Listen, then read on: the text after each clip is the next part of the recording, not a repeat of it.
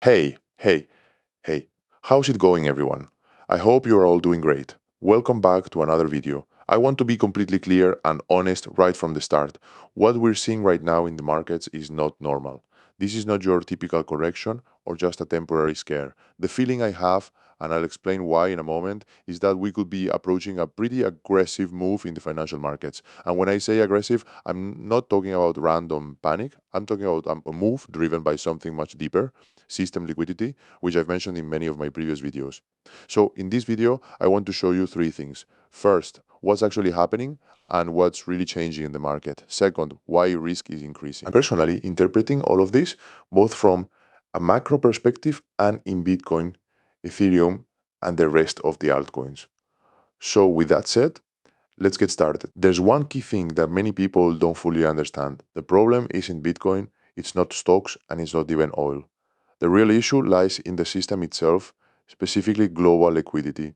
And there's an indicator that reflects this very well, the volatility of US Treasury bonds. When that spikes, it's a sign that the financial system is starting to get genuinely nervous. And right now, it's not just rising, it's entering a phase of serious tension. On top of that, we still have high interest rates and yields on the 10-year Treasury continue to apply pressure. So what does all of this lead to? Basically, more expensive financing, weaker companies, funds adjusting their positions, and most importantly, less liquidity. And when liquidity dries up, the same thing always happens. Someone has to sell. As I explained in a previous video, money follows a very clear hierarchy. When everything is going well, everything goes up. But when stress begins, the most speculative assets fall first: crypto, high risk assets, and so on. Then come growth and tech stocks.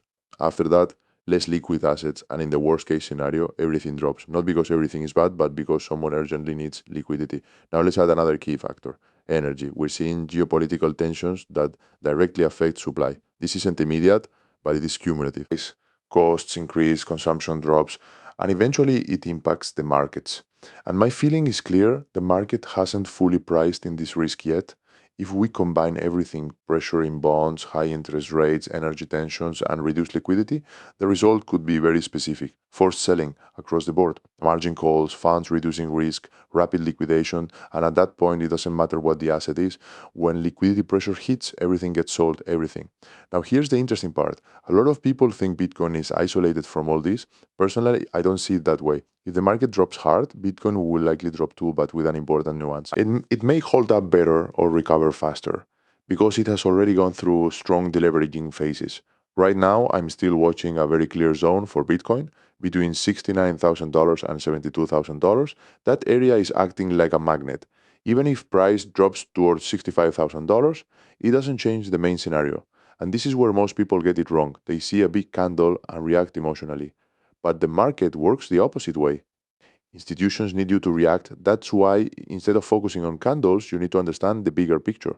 Looking at Ethereum, we can see key support levels between $1,700 and $2,000, a major resistance between 2,200 and 2,400.